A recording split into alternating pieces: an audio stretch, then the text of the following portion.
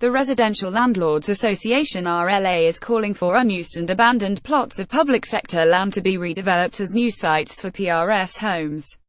All projections are that the demand for homes in the private rented sector will continue, with predictions that 25% of all homes will be in the PRS by 2021.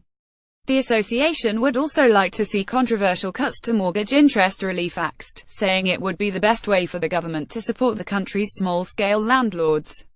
In its submission, ahead of the 2017 budget on November 22, the association said the government should follow the lead of Ireland by scrapping the changes.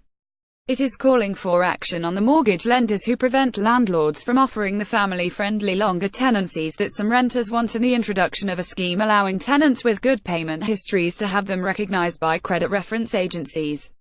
The association has put forward a number of proposals, including calls for the government to introduce tax incentives for those landlords willing to sell properties to sitting tenants, those offering longer tenancies, and those investing in energy efficiency improvements.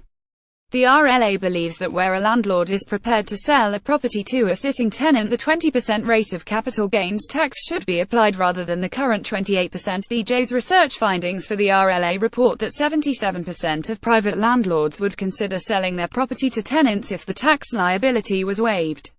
The government has encouraged greater institutional investment in the private rented sector, but evidence shows that this will never be enough to meet the rising demand.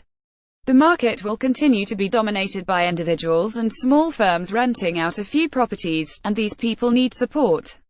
The RLA has been campaigning tirelessly for the reversal of the changes to MIA since they were announced, with thousands of members contacting and meeting their MPs to press home the devastating consequences of the plans on their tenants and businesses.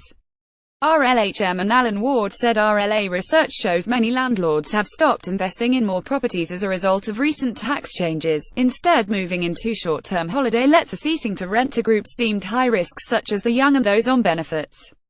These decisions have far-reaching consequences for a country in the grip of a housing crisis, and we will do everything in our power to convince the government that this unfair tax must be reversed.